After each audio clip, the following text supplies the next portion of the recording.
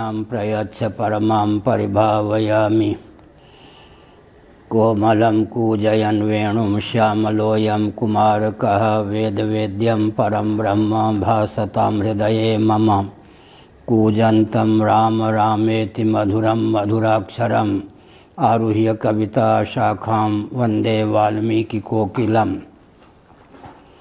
निगमकल्पतरोर्गलितं फलं शुकमुखादमृतद्रवसंयुतं पिबत भागवतं रसमालयं मुहुरहो रसिका भुवि भावुकाः। तृणादपि सुनीचेन तरोरपि सहिष्णुना अमानिना मानदेन कीर्तनीयः सदा हरिः। नारायणाखिलगुरो भगवन्नमस्ते शिवाय नमः। शिवलिंगाय नमः। तन्मे मनः शिवसंकल्पमस्तु। सर्वे भवन्तु सुखिनः। श्रीराम जय राम जय जय राम।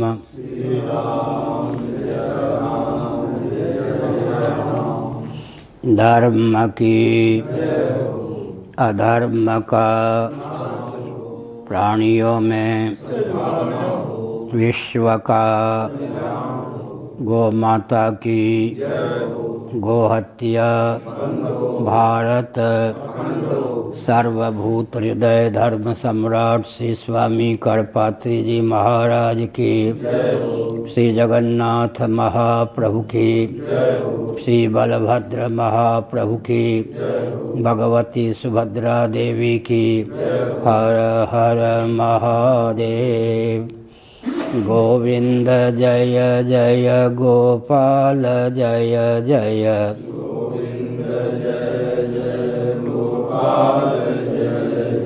राधा रमण हरि गोविंद जय जय।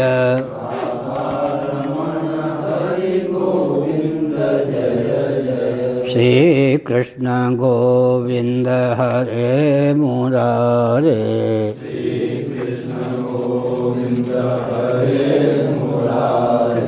ये नाथ नारायण वासुदेव।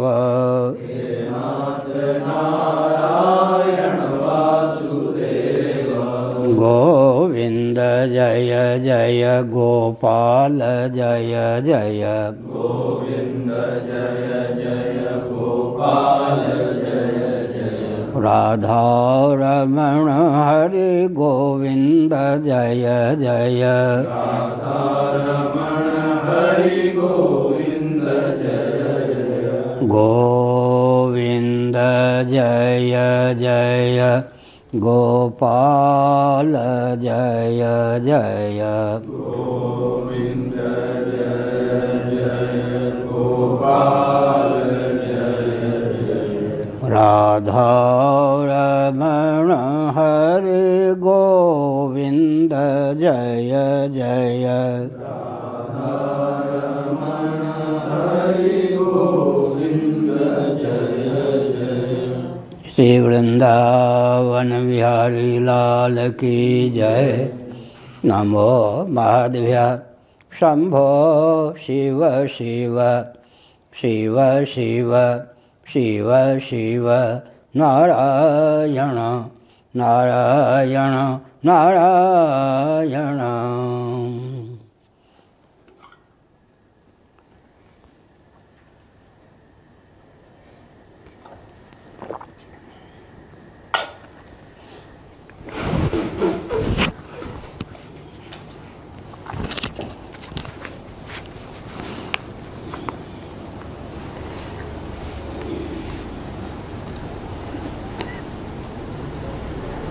श्रीमद्भागवत सप्तम स्कंध अध्याय 6 श्लोक 20 से। परावरेषु भूतेषु ब्रह्मान्तस्थावरादिषु भौतिकेषु विकारेषु भूतेष्वथ महत्सु च गुणेषु गुणसाम्ये च गुणव्यतिकरे तथा एक एव परो हि आत्मा भगवान् ईश्वरो व्ययः। नारायण।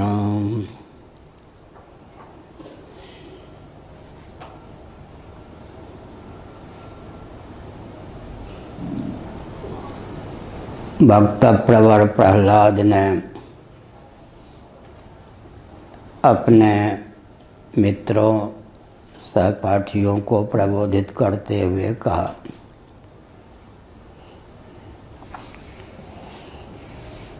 भगवान परात्पर पुरुषोत्तम श्रीमन नारायण सबके आत्मा स्वरूप हैं। उनकी विद्यमानता के कारण ही सबको सत्ता और स्फूर्ति प्राप्त है। ब्रह्मा जी से लेकर स्थावर तृण पर्यंत जितने प्राणी हैं उनमें उनकी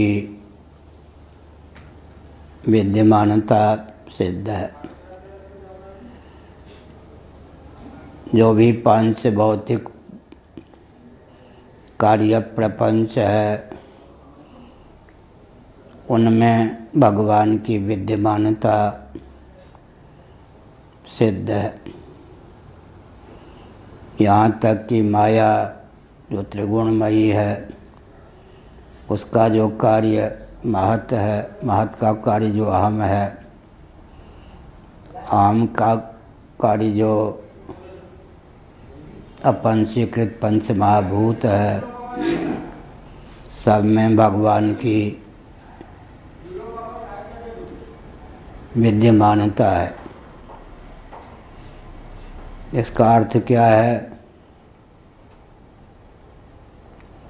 भगवान सर्वैश्वर्य संपन्न है, सौंदर्य माधुर्य सौरस्य के निकेत हैं, सबके आश्रय हैं, उद्गम स्थान हैं। भगवान सर्वगत हैं, संपूर्ण प्राणियों के हृदय में विद्यमान प्रत्यगात्मा हैं, सर्वरूप हैं, सर्वातीत हैं। तुलसीदास जी महाभाग ने इस प्रकार के संदर्भ का मंथन करके लिखा, सर्व सर्वगत सर्व उरालय, सर्वरहित सब उरपुरवासी।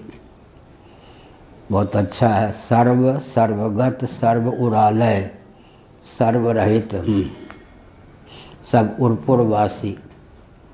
बहुत अच्छा है। भगवान सर्व हैं, सर्वगत हैं, सबके हृदय में अंतरात्मा प्रत्यगात्मा होकर विद्यमान हैं। सच पूछो तो सर्वातीत भी हैं। इतरतः श्रीमद्भागवत के प्रथम स्कंध के प्रथम अध्याय के प्रथम श्लोक में इतरतः कहा। इतरतः का अर्थ ही होता है कि सर्वगत होते हुए, सर्वरूप होते हुए, सर्वांतरात्मा होते हुए भी सर्वातीत हैं। इसका अर्थ वेदांत वेद्य जो भगवत तत्व है वह क्या है? जगत का निमित्त और उपादान कारण दोनों है। हमने इस सत्र में कई बार इस भाव को व्यक्त किया कि सनातन वैदिक जो हम लोग हैं, औपनिषद सिद्धांत को मानने वाले और जानने वाले, हमें कोई उदारता का उपदेश क्या दे सकता है?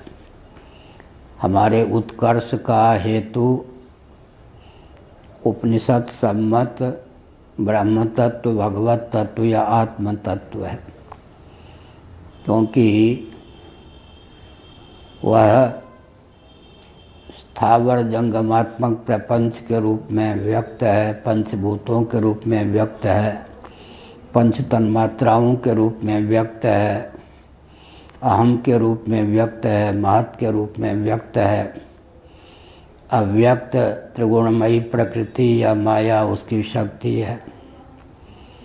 इसका अर्थ है कि सर्वाधिष्ठान सर्वस्वरूप ब्रह्म तत्व है। तो सर्वम खलुदम ब्रह्म वासुदेव सर्वम, सिया राम मैं सब जग जानी।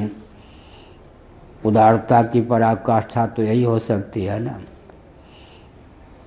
जो परमात्मा को मानते ही नहीं उनका विचार संकीर्ण होगा ही, उनकी मान्यता संकीर्ण होगी ही। परमात्मा को मानते हुए भी जो अपने परमात्मा को जगत का केवल निर्माता निमित्त कारण मानते हैं, उनका दर्शन भी दुर्बल होगा ही, संकीर्णता से युक्त होगा ही।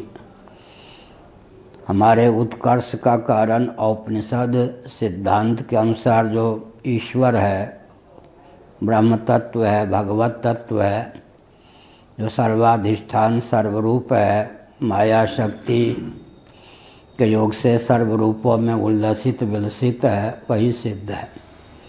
ईश्वर ही जिसका अनुदार है, उसमें उदारता कहाँ से आ सकती है। जगत का बीज हम भगवान को ही मानते हैं। न्याय सिद्धांत मुक्तावली कार ने न्याय की सीमा में मंगलाचरण की संरचना की। उन्होंने भगवान को जगत बीज लिख दिया। राजीव लोचन नामक एक उनके शिष्य थे। उन्होंने अनुरोध किया कि गुरुजी कहीं अपने द्वारा विरचित ग्रंथ की व्याख्या आप स्वयं कर दें तो हम शिष्यों को बहुत लाभ होगा। अनुरोध को मान करके अपने ही द्वारा विरचित मंगलाचरण का जब अर्थ करने लगे तो उनके सामने जटिल पहेली आ गई। मंगलाचरण में उन्होंने लिखा था जगत बीज श्री कृष्ण परमात्मा। वो न्याय और वैशेषिक सिद्धांत की सीमा में जो ईश्वर है वो जगत का निमित्त कारण ही सिद्ध है, उपादान कारण तो सिद्ध नहीं है। तब उनको लिखना पड़ा कि जगत बीज का अर्थ यहाँ उपादान नहीं निमित्त समझना चाहिए। अपनी उदारता को ही संकुचित रूप देने के लिए प्रस्थान की सीमा में बाध्य होना पड़ा। तो हमारा भगवत तत्व, ईश्वर तत्व, परमात्मा तत्व ही इतना विशद है कि हम अनुदार नहीं हो सकते। अब इतनी सी बात है कि उदारता यदि मर्यादा की सीमा में है तब सुखप्रद है। मर्यादा की सीमा का अतिक्रमण करके उदारता पिशाच वृत्ति बन जाती है। जो अपेक्षा रखते हैं कि व्यावहारिक धरातल पर हम इतने उदार बन जाएं कि मर्यादा का ही ध्यान न रखें, वो अपकर्ष के सूचक बन जाते हैं। इसलिए हमने कहा कि भगवत पाद आदि शंकराचार्य महाभाग ने अपने भाष्यों में एक अनुपम तथ्य उद्भाषित किया। वेदादि शास्त्र सम्मत भेद को आप स्वीकार नहीं करेंगे तो क्या होगा? प्रकृति प्रदत्त समस्त वेदों का अतिक्रमण नहीं कर सकेंगे और वेदों का सदुपयोग भी नहीं कर सकेंगे। कांटे से कांटा निकलता है, हमने कई बार कहा। शास्त्र सम्मत वेद को स्वीकार करने से प्रकृति प्रदत्त वेद के सदुपयोग की क्षमता आती है, उसके अतिक्रमण का बल वेग प्राप्त होता है। महाभारत के अनुसार बोल रहा हूँ। पंचभूत शरीराणाम सर्वेषां सदृशात्मनां लोकधर्मे च विशेष करुणं कृतं यथैकत्वं पुनर्यान्ति प्राणिनस्तत्र विस्तरः।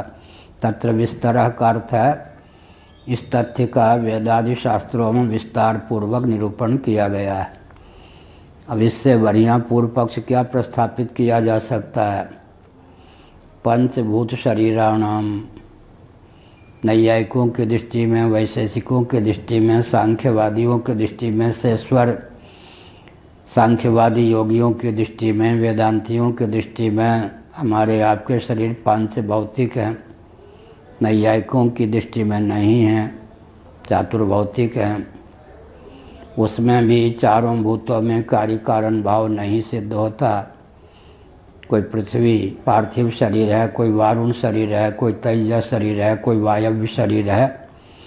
लेकिन सांख्य योग वेदांत के अनुसार पंचभूत शरीराणाम, हम सबके शरीर पंच भौतिक हैं। और आत्मा की दृष्टि से भी एकत्व है, क्योंकि चेतन है आत्मा, दृष्टा है, श्रोता है, बनता है। पंचभूत शरीराणाम सर्वेषां सदृशात्मनां लोकधर्मे च विशेषकरणं कृतम्। जब देह की दृष्टि से भी एकत्व है, आत्मा की दृष्टि से भी एकत्व है, तब यह ब्राह्मण या क्षत्रिय या वैश्य या शूद्र या क्या तमाशा है, गोरख धंधा है आजकल की भाषा में कहेंगे। तो इसका उत्तर क्या है? यथैकत्वम पुनर्यान्ति। शास्त्र प्रदत्त ये भेद हैं, मन कल्पित नहीं। ये जो भेद हैं प्रकृति प्रदत्त भेद का हम सदुपयोग कर सकें और सकल भेद भूमियों से अतिक्रांत निर्भेद परमात्मा तत्व तक हमारी गति हो सके, हम परमात्मा स्वरूप निर्भेद होकर ही स्थित रह सकें।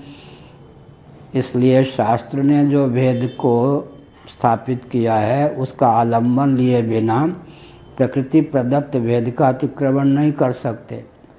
इस बात को मैं बार बार यूँ कहता हूँ कि अगाध ज्ञान विज्ञान का भंडार है, उसमें गुरु गोविंद ग्रंथ की कृपा से चुनकर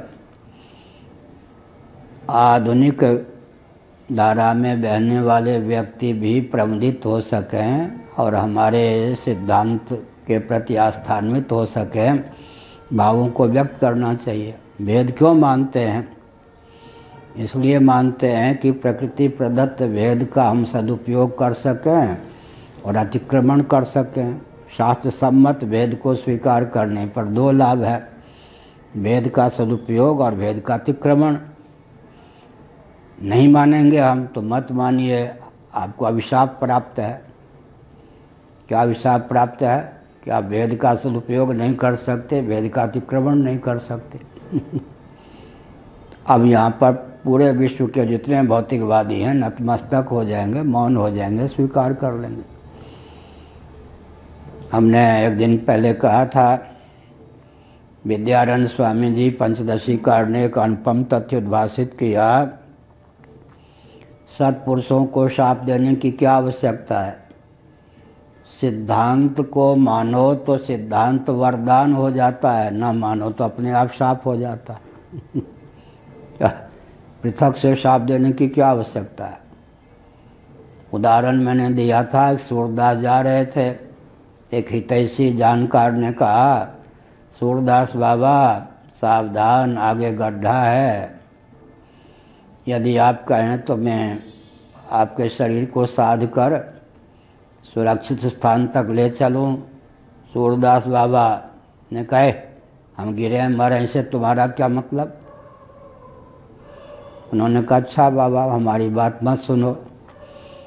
सूरदास बाबा गड्ढे में गिर पड़े। अगर मान लेते तो वरदान, न माना तो शाप।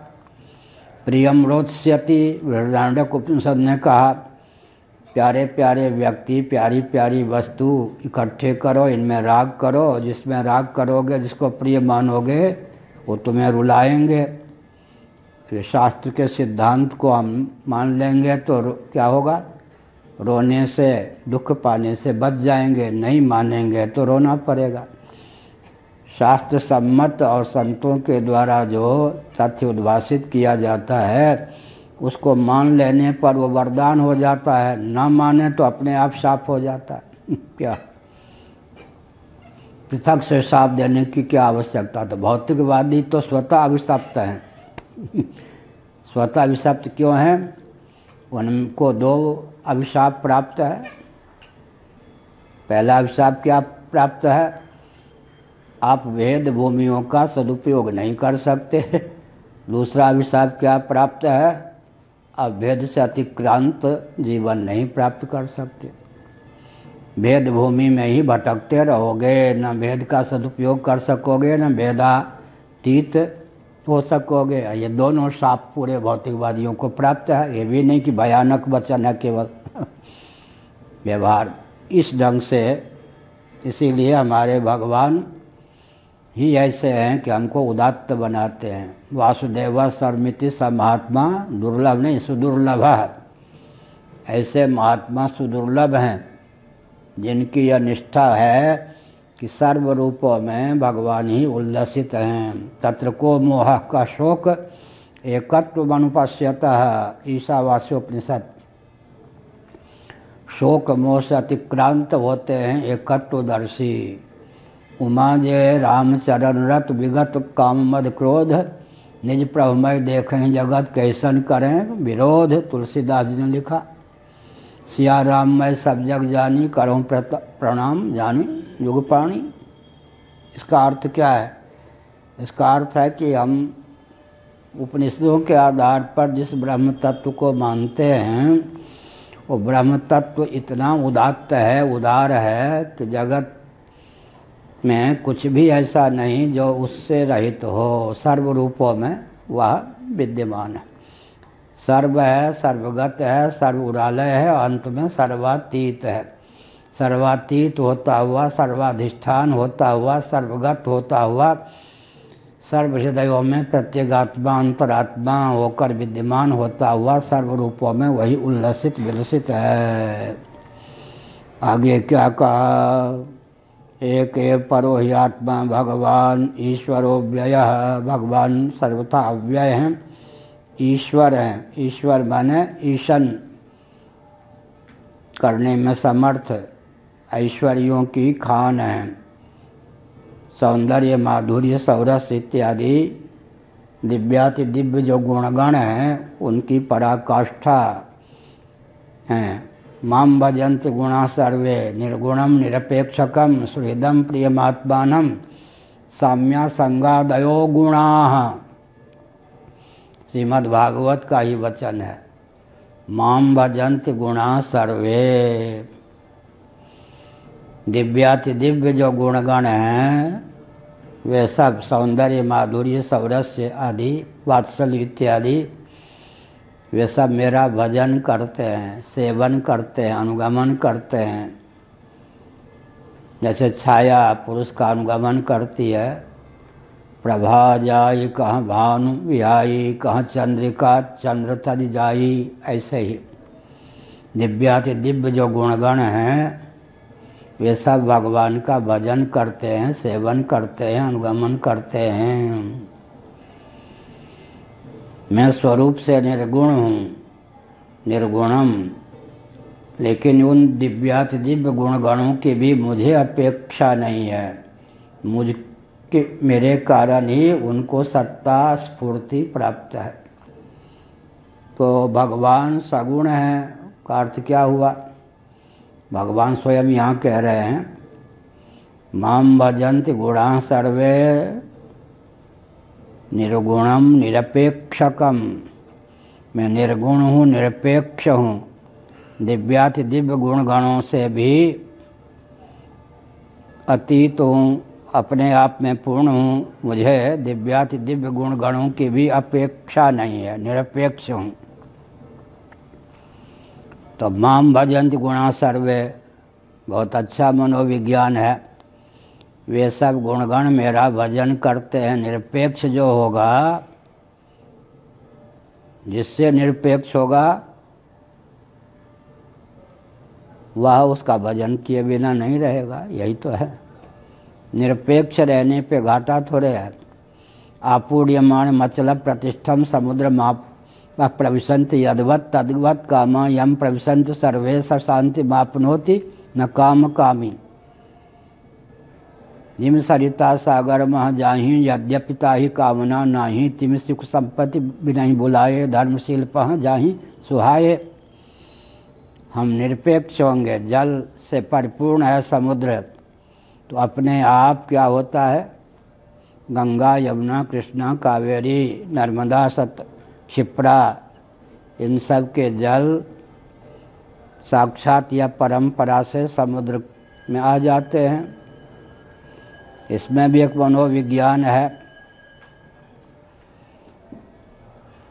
यमुना का विलय गंगा में क्यों होता है, गंगा का विलय ही यमुना में क्यों नहीं हो जाता?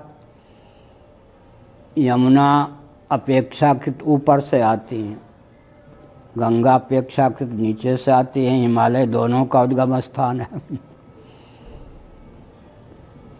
तो गंगा में यमुना के लय होने की बाध्यता है। नीचे जो रहेगा ऊपर वाले उस पर विलीन होंगे ही। नीचे रहने से नीचता थोड़े होती है। तृणादपि सुनीचे न। अच्छा, चंबल जो है वो यमुना में क्यों लीन हो जाए? चंबल नदी का लय यमुना में क्यों हो जाता है? चंबल की धारा यमुना की धारा से अपेक्षाकृत ऊपर से। इसका अर्थ क्या हुआ? इसका अर्थ हुआ जो अधिष्ठान होगा अपने आप को अहमिति से दूर रखेगा, उसमें आकर के ऊपर वाले विलीन होंगे। जितने अहंकारी होते हैं वो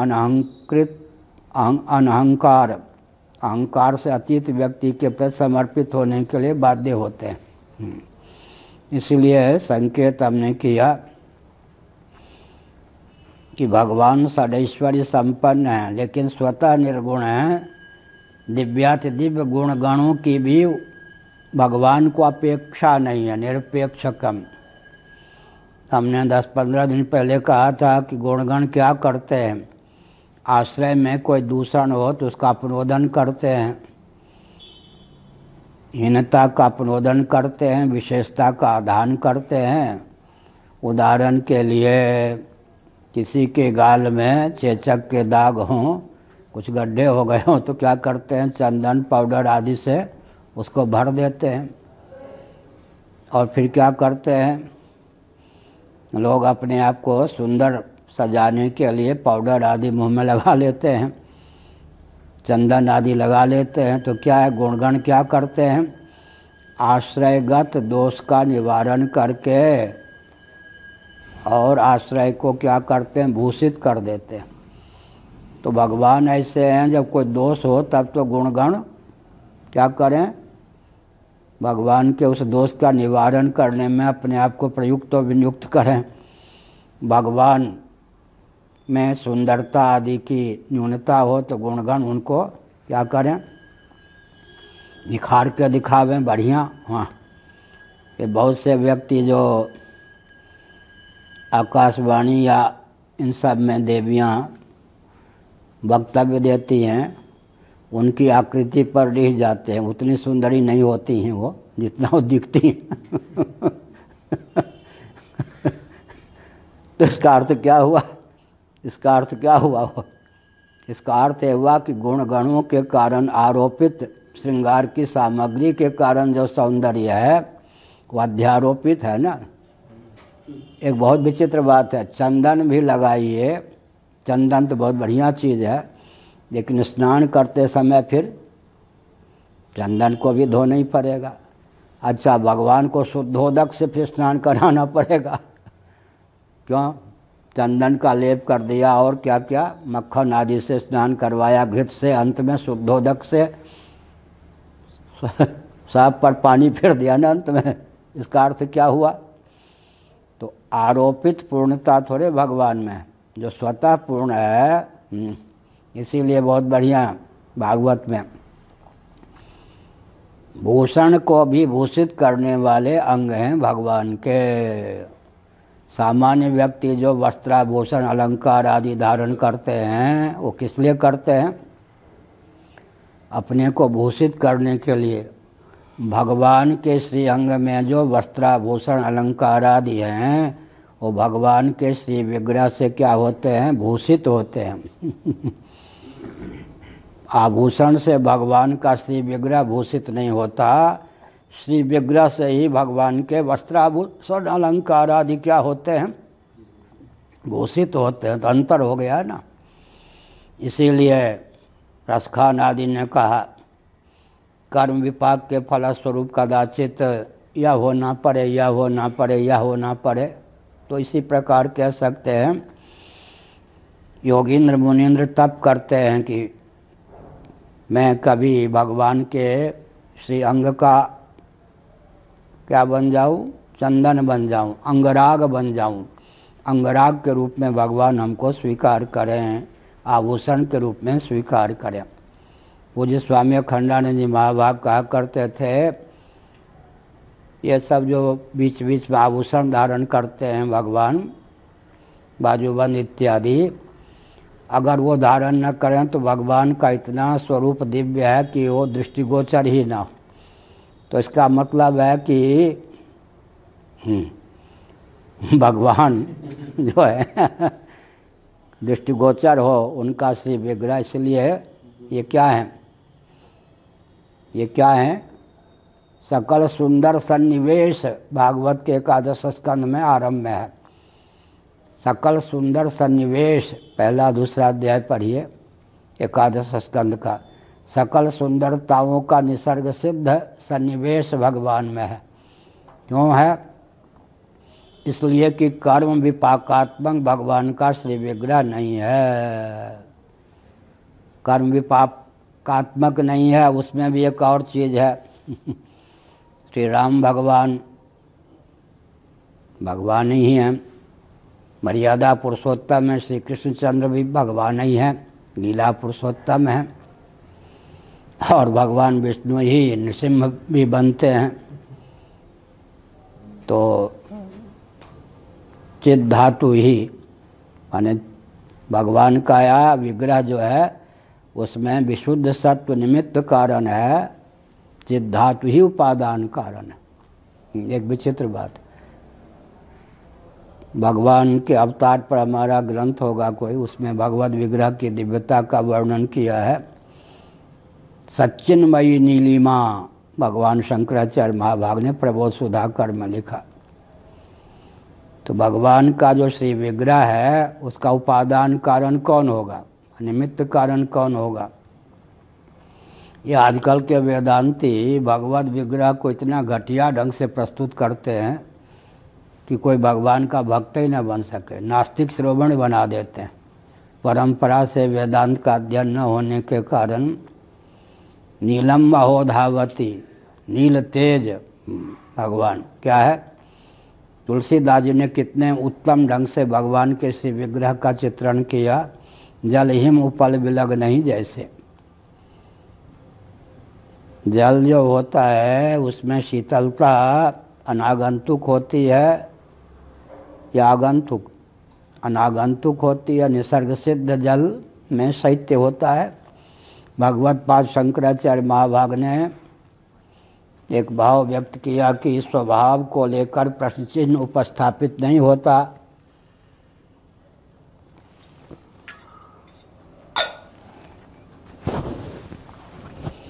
तो जल शीतल क्यों है, कोई प्रश्न करता है क्या? जल में शीतलता स्वभाव सिद्ध है, लेकिन वायु ऋतु आदि के योग से जल में शीतलता की जब प्रगल्भता हो जाती है तो जल हिम का रूप धारण कर लेता है। हिम माने बर्फ। जब हिम का रूप धारण कर लेता है तो हिम का निमित्त कारण कौन हुआ, उपादान कारण कौन हुआ? उपादान कारण कौन हुआ? जल ही हुआ। और हिम भी शीतलता तो उसमें अनागंतुक ही है, केवल निमित्त कारण के रूप में ऋतु वायु आदि को ले सकते हैं। इसी प्रकार से भगवत विग्रह का उपादान तो चित धातु ही है। निमित्त कारण जो है बहुत निकट नहीं, बहुत दिव्य विशुद्ध सत्व। विशुद्ध सत्व भगवान के श्री विग्रह की अभिव्यक्ति में निमित्त कारण है। चित धातु ही साक्षात ब्रह्म तत्व ही उपादान कारण है। इसलिए श्री रामकृष्ण आदि का जो विग्रह है परम दिव्य है। उसमें भी भ्रम होता है। श्रीमद् भागवत का तृतीय स्कंद का अध्ययन करें, भगवान के अवतार विग्रह में भी तारतम्य है।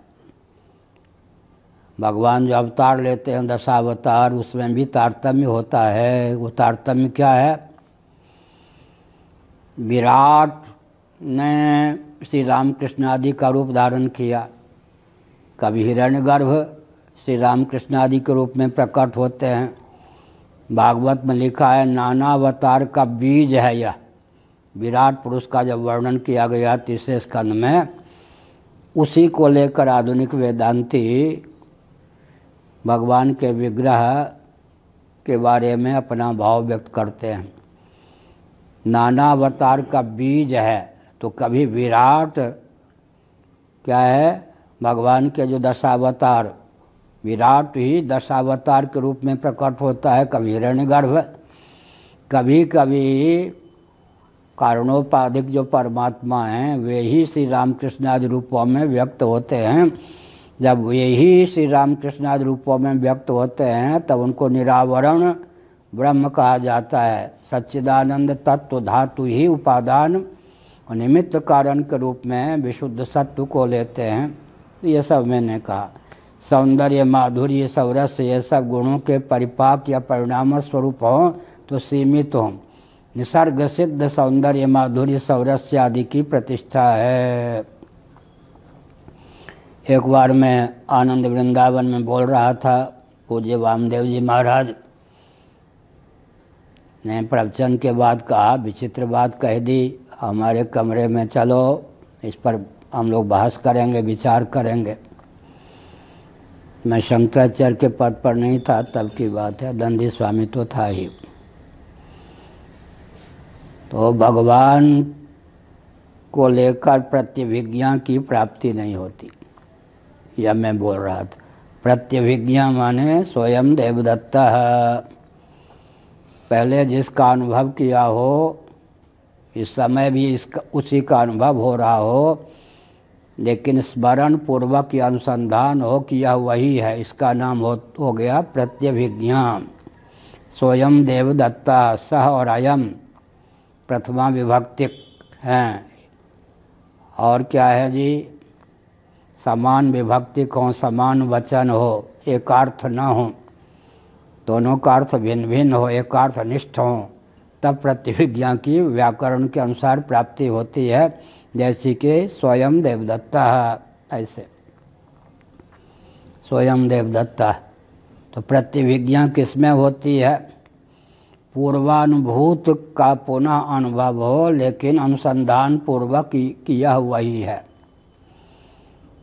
अब एक विचित्र बात है, पूर्वानुभूत समग्र अनुभूति का विषय बने तब तो कहेंगे ना पूर्वानुभूत। इसीलिए प्रतिभिज्ञा का अर्थ है एक व्यवहार संपादन के लिए प्रतिभिज्ञा। श्रीमद् भागवत के एकादश स्कंद के अनुसार कहता हूँ, यह वही जलधारा है। 2 क्षण पहले जब देखा वो धारा तो बहुत दूर पहुँच गई। तो एक प्रकार से सादृश्य को लेकर प्रतिभिज्ञाएँ है। अच्छा, मैं वही हूँ, 5 साल में शरीर वही रहा क्या? प्रतिक्षण शरीर में परिवर्तन होता है। कभी कभी न चाहते हुए भी वितंडावाद का परिचय देना पड़ता है।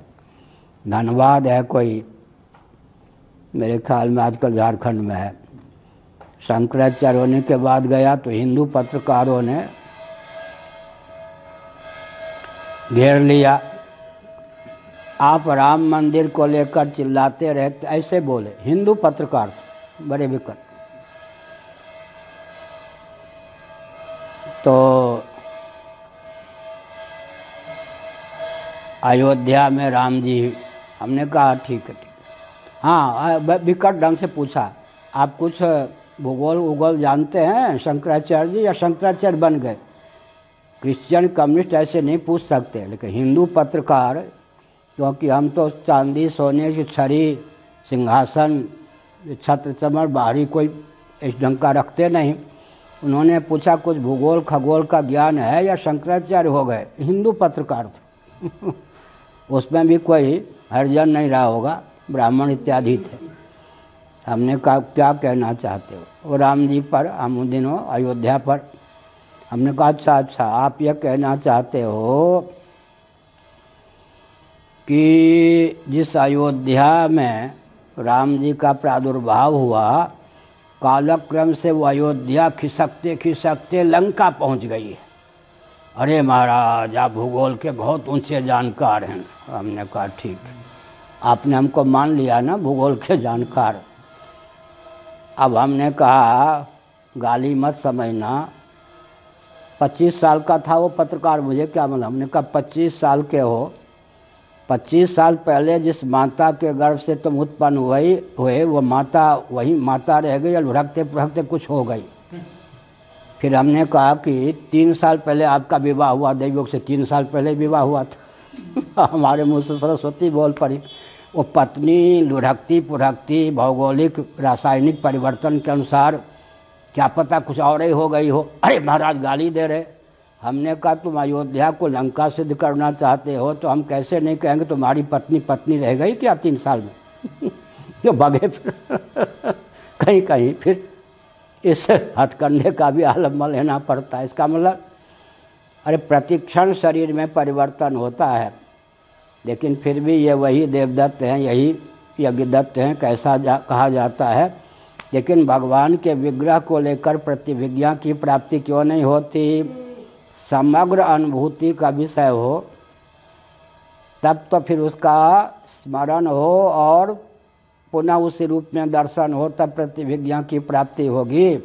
भगवान का श्री विग्रह जो है कर्म फलात्मक नहीं है, इसलिए इतना ही सौंदर्य, इतना माधुर्य, इतना सौरस ये नहीं कोई कह सकता। बहुत बढ़िया हमारे पूज्य गुरुदेव कहा करते थे,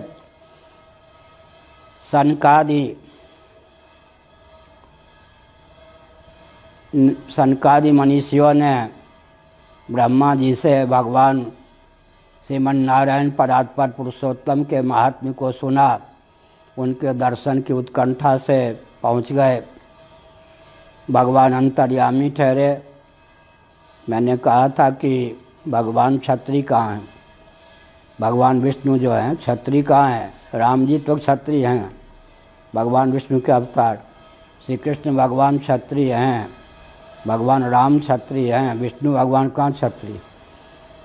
हिरण्यगर्भ से वर्ण व्यवस्था की प्राप्ति होती है ना। हिरण्यगर्भ जीव माने जाते हैं, भगवान तो जीव नहीं है।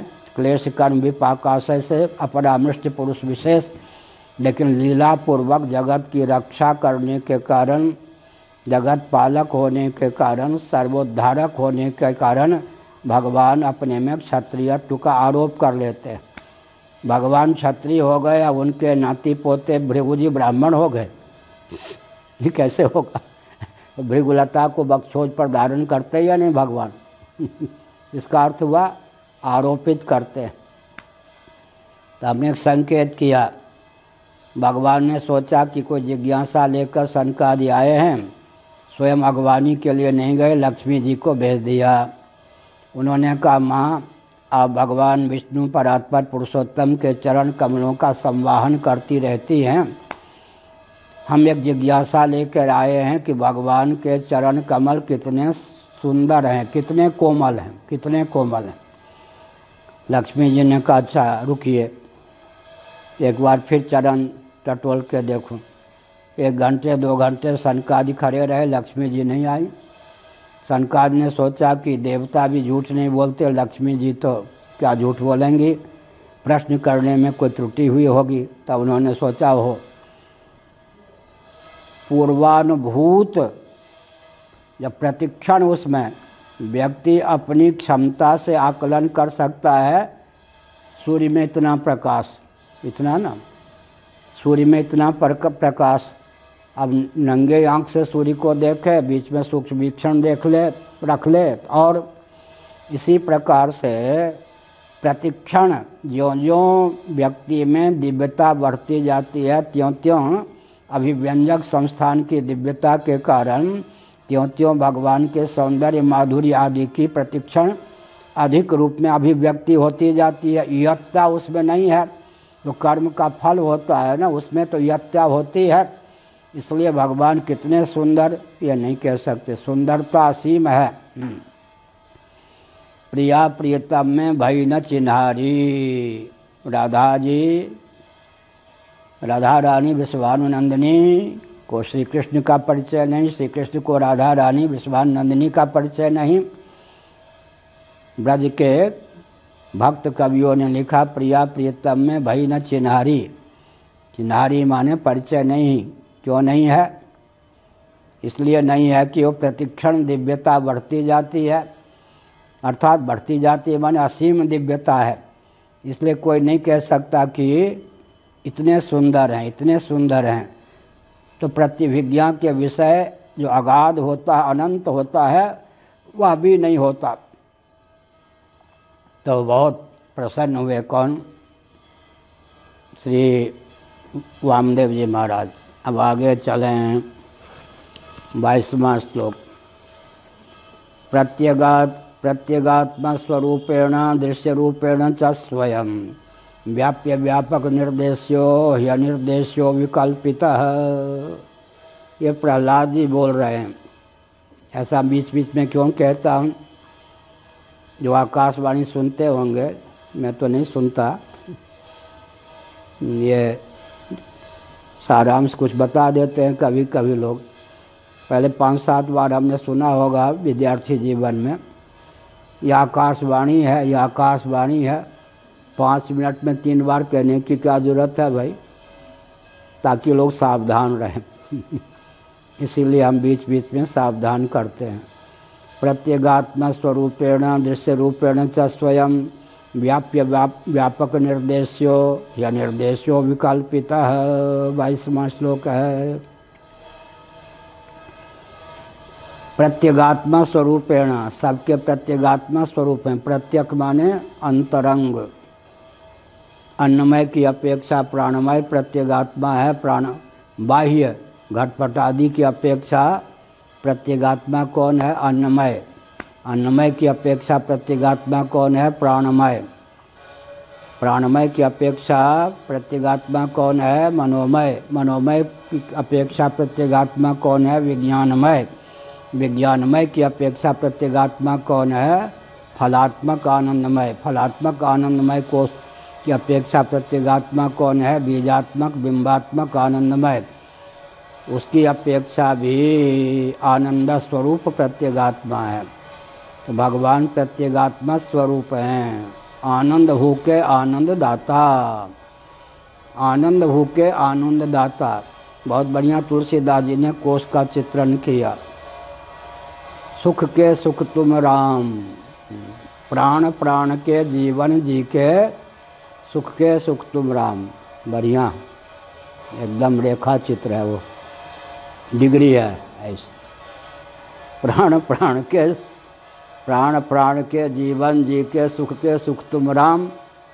अब यहाँ कोश का ज्ञान ना हो तो अर्थ जी के, जीवन जी के अर्थ क्या लगावेंगे रामायणी आजकल के जो हैं?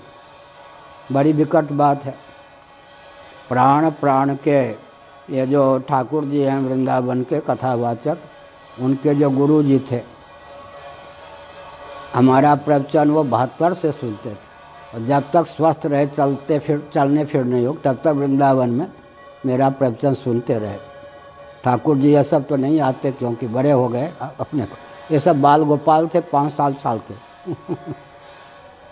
तो हमने संकेत किया, तो हमने उनसे कहा था, रामानुज जी से, बिहार परंपरा के थे, रामानुज जी से कहा था मैंने, देखिए आप दर्शन को छोड़कर भागवत कथा कहने लग गए, आपके चेले चपाटी कथा को छोड़ के नाचने गाने लग जाएंगे, तब आपको रोना पड़ेगा।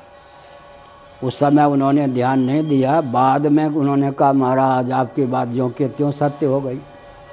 हमने दर्शन को छोड़ा और कथा को नहीं छोड़ा। अब हमारे चेले चपाटी कथा को भी छोड़ के नाचने गाने लग गए। इसीलिए हमने कहा भगवान कौन है? प्रत्यगात्मा स्वरूपेण, सबके प्रत्यगात्मा स्वरूप। अब हमने क्या कहा था अभी? प्राण के, प्राणस्य प्राणः, भगवान प्राण के भी प्राण हैं। प्राण के, जीवन जी के का अर्थ क्या होगा?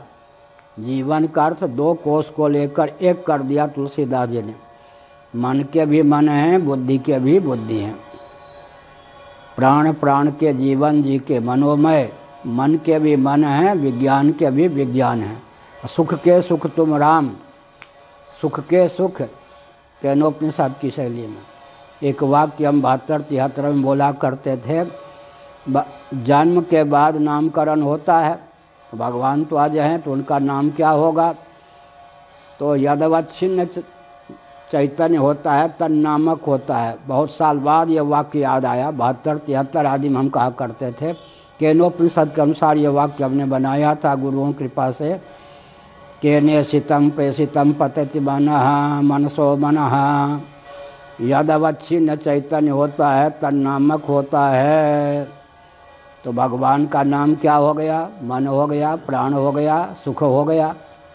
यदवच्छिन्न चैतन्य, पहले होगा कौन, संबंध विभक्ति घटित शब्द, बाद में कौन होगा, प्रथमा विभक्ति घटित शब्द। प्रथमा विभक्ति घटित जो होगा वो भगवान का द्योतक होगा, संबंध विभक्ति घटित जो शब्द होगा वो अनात्मा का द्योतक होता। प्राण प्राण के, प्राण के प्राण, प्राण के कह दिया तो प्राण अर्थ हो गया, दूसरा जो का प्राण वो भगवान अर्थ हो गए। प्राण प्राण के जीवन जी के, जीवन जी के माने मन के भी मन आप हैं, बुद्धि के भी बुद्धि आप हैं, बुद्धि की भी बुद्धि आप हैं, विज्ञान के भी विज्ञान आप। सुख के सुख तुम राम, आप सुख के भी सुख हैं। तुम तजी नहीं सुहात गृह तिनहि विधाता वाम, आपको छोड़कर जो घर में ही रचे पचे हैं, भाग्य के मारे हुए हैं, तुलसीदास जी की दृष्टि में। और घर को छोड़ के जो राम राम करते हैं वो दैव के मारे हुए हैं, ये भौतिकवादी कहेंगे। राम राम, घर को छोड़ के बने आसक्ति छोड़ के जो राम राम करते हैं वो दैव के मारे हुए। मैं कोई दैव का मारा हुआ हूँ कि राम राम करूँ? जो दैव का मारा हुआ होता है वो राम राम करता, उल्टी बुद्धि हो जाती। प्रत्यगात्मा स्वरूपेण दृश्य रूपेण च स्वयं, बहुत बढ़िया कहा। प्रत्यगात्मा के रूप में भी और दृश्य रूप में भी भगवान ही हैं। बढ़िया, दृश्य भी भगवान, दृष्टा भी भगवान, बीच में दर्शन भी भगवान। क्या, दृष्टा भी भगवान, दर्शन भी भगवान, दृश्य भी भगवान। क्या उदाहरण है, श्रीमद् भागवत के 12 स्कंध में एक तेज है, तेजो द्रव्य तेज है, अधिभूत रूप होकर, अध्यात्म नेत्र होकर, अधिदैव सूर्य होकर विद्यमान है। तीनों रूपों में एक ही तेज है, यानी रूप की सिद्धि तेज के बिना नहीं, तेज और रूप के बिना भी तेज की सिद्धि होती है। नेत्र की सिद्धि तेज के बिना नहीं, और पवन की सिद्धि नींद के बिना भी हो जाती है। एकदम ऐसे करके, हाँ, तटस्थ होकर सुनते ये लोग, श्रोता नहीं है, तटस्थ होकर। ये कथा जो हो रही है और इनके लिए नहीं, ये तो एक्सीडेंटल श्रोता है। I am accidental Hindu, accidental लिहाज में श्रोता है, सचमुच में श्रोता नहीं। थकान मिटाने के लिए भी बढ़िया है प्रवचन, सुनते सुनते नींद आ जाए तो बढ़िया है, कैप्सूल खाने की ज़रूरत ना हो। तो क्या हमने कहा, भगवान कौन है, प्राण प्राण के, तो प्रत्यगात्मा स्वरूपेण दृश्य रूपेण च स्वयं, स्वयं स्वयं स्वयं को एक दिन बताया था, स्वयंभू, फिर स्वयं। स्वयंभू कौन हो गए, ब्रह्मा जी, उनसे ऊपर कौन हो गए, स्वयं। स्वयं अहम त्वम पंचदशी, अहम त्वम आदि में जो अनुगत हो, इदम अहम त्वम, इन तीनों में जो अनुगत हो वो कौन हो गया, स्वयं। देखो यह दरी स्वयं थोड़े उठ खिसक सकती है, हो गया ना, इदम को लेकर भी। तुम स्वयं इस काम को क्यों नहीं कर लेते, अच्छा रहने दो, मैं स्वयं इस काम को कर लूँगा। तो अहम और आत्मा में अंतर बताया पंचदशीकार ने। अहम के साथ भी स्व लग जाता है, इदम के साथ भी लग जाता है, अहम के साथ भी लग जाता है, इदम के साथ भी, त्वम के साथ भी लग जाता है।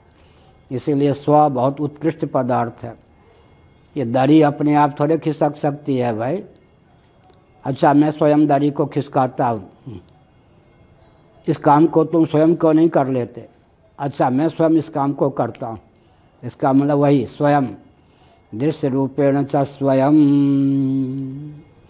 दृश्य रूप से भी भगवान हैं, दृष्टा रूप से भी भगवान हैं, बीच में रह गया दर्शन, दर्शन के रूप में भी भगवान ही हैं। कैसे? एक ही तेजो द्रव्य जो है वो अधिभूत नील पीत श्वेत इत्यादि गुणगण विशेष तेजस अध्यात्म नेत्र अधिदैव सूर्य तीनों रूपों में विद्यमान है। व्याप्य व्यापक निर्देश्यो ह्य निर्देश्यो विकल्पित कालक्रम से